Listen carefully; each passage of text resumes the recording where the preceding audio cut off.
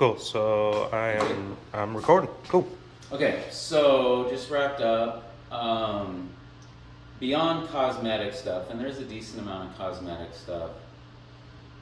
The biggest concerns are that the furnace won't ignite, so generally the cellar is going to need to provide heat. So pretty easy. It's starting up. It's just not getting through the ignition process. So right now you have no heat. Up in the attic, the dryer duct is not connected as it goes through the roof, so there's lint all over the place, and you can't have moisture and lint going in the attic.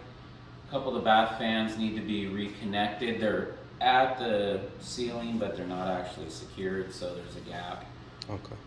In the attic, it looks pretty good though, structurally, like no concerns, no leaks, no rodents, which is beautiful. A little updating for GFI stuff, but when this was built, none of that was required, so I just put it in there under the secondary summary. Okay. And then it's really just a lot of cosmetic stuff. It is like the vinyl's peeling at the upper bath. A lot of the doors don't work right upstairs. Easy adjustments. Need some hinge screws put in and some different things like that. Probably the biggest concerns. And then I thought some windows were failed on the outside, but they're just dirty. Easy fix, right? Yeah. So some good cleaning, a couple burned out light bulbs, which the one on the stairs is kind of a safety hazard. That's sconce. Yeah, I noticed that for a trip hazard during the showing. And just I think other than that, it's a lot of little cosmetic things. Like in the tile downstairs. Actually, this is better that you're videoing. So yeah, I was gonna say if there's any stuff you want to point out. There's a couple broken pieces, like here in the corner. But when I walk on these, they're not secure, so they've lost their bond. Now it's sitting on a slab floor. I don't know how much is going to continue to pop, but there are some pop tiles, and ultimately that can be really sharp on your feet.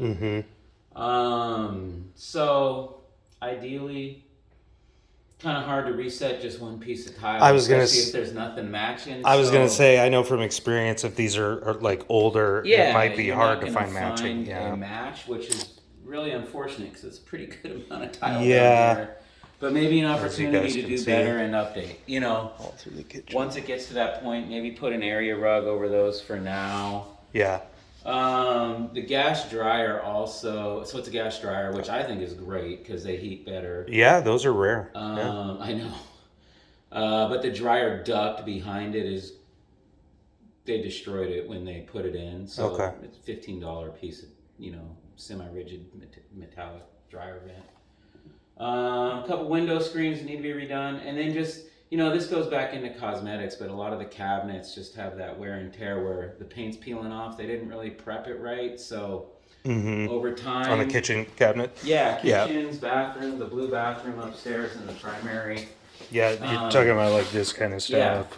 It's cosmetic primarily, but fairly worn and an opportunity to touch it up if you want, It's not a massive concern.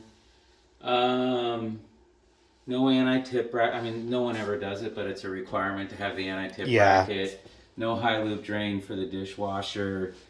So it's a lot of... Is that the air gap thing? Yeah.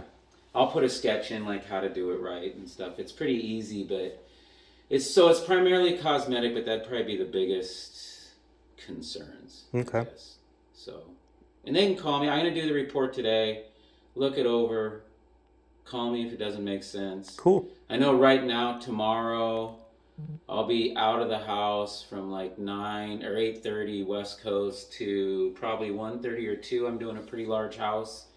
And then back doing the report. But if they wanted to call me tonight or before 7 o'clock, I got to go do something with my daughter, or tomorrow night. I'm down to talk to them and whatever. I think we have till tomorrow to respond, so 9 p.m. Yeah, if they got questions, give me a call. But it's mainly cosmetic stuff. And, cool. Yeah, I knew it would be pretty clean, but the furnace is concerning, obviously. So outside, the HOA is going to cover some maintenance, but like the vinyl just really needs pressure washing. And I don't know how much HOA covers on paint, but all the soffits and eaves and stuff really need paint. Roof looks great, probably done in the last 3 or 4 years. There is a roof leak that's older, and I'm just going to put a picture in so they can kind of compare after a good amount of rain, but where the roof tie-off is.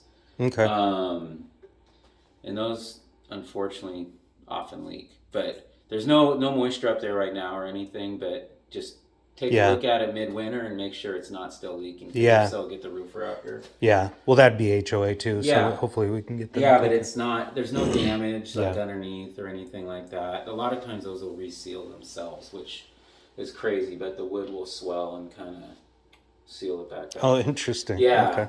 It's at the typical level of damage that I see under those, and then they kind of just stop. Huh. It's freaking weird. I've seen like 3 of those in a row on houses. I'm like, what? That's bad design. Yeah. It's just a lot of little things. So cool. They check a lot of the boxes, and then some things to do better on cosmetically. Yeah. And again, the cosmetic stuff, like I'm gonna put a lot of pictures in there of the cosmetic stuff. Just an opportunity for you to fix it with a little cosmetic love. So sure. Not the end of the world. Yeah. This would probably be one other thing. So the piping is all CPVC. CPVC's kind of it's allowed. It's been used heavily from like 2000 to 2006. And then they realized that the glue actually makes, the fumes of the glue make the pipe brittle and it breaks. I have it on my house. It's never broken on my house. Just be really careful when you put stuff under the counters, like, garbage cans and stuff.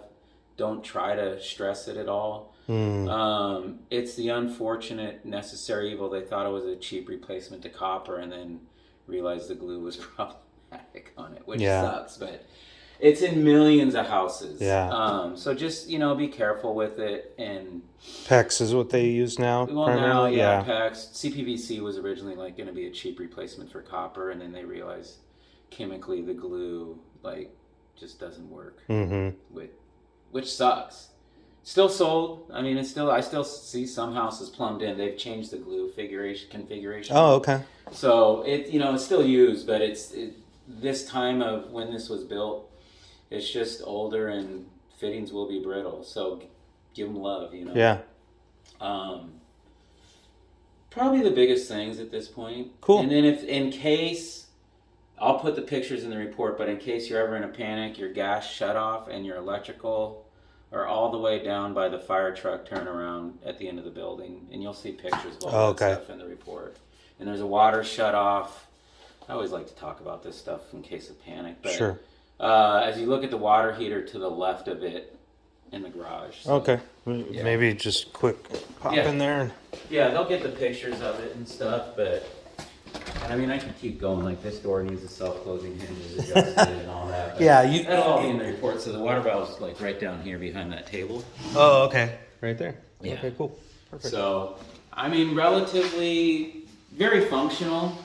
Just opportunities to do better. Sure. Nothing like that needs to be GFI protected, but when this was the plug for the refrigerator, but when this was built, it was allowed to have one knob. Yeah.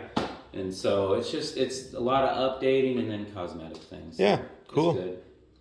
Awesome, man. Nothing major and nothing like that can't be fixed. There's going to be a lot of screens that need to be rescreened. That's the most, you can go to, I think Lowe's, Home Depot, do that. Yeah. I just had a bunch of screens redone for our house. Yeah. Lay it out on the concrete. McLendon's. First home DIY project. Oh, yeah, you can do them easy, yourself, right? too. Yeah. Seriously, I mean, once you get the roller and the spline, it's nothing. So, yeah.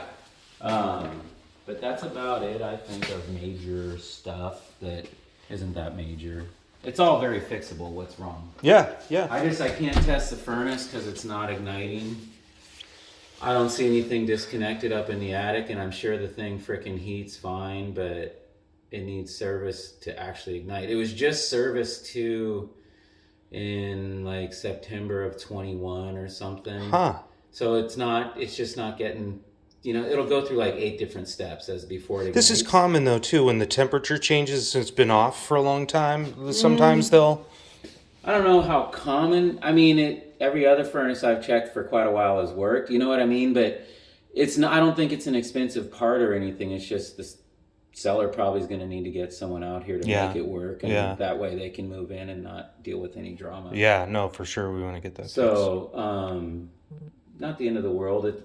I don't think it's the original furnace or anything like that. I got to look up some serial information on it, but it's clean inside. It's just not clean because it hasn't burned, right? Yeah. No, it's clean. It's just it needs service so it actually ignites. So yeah, that's about it. Cool. I'm gonna turn this off and we'll roll. Awesome. All right. Cool. Thanks, man. All right. Thank you.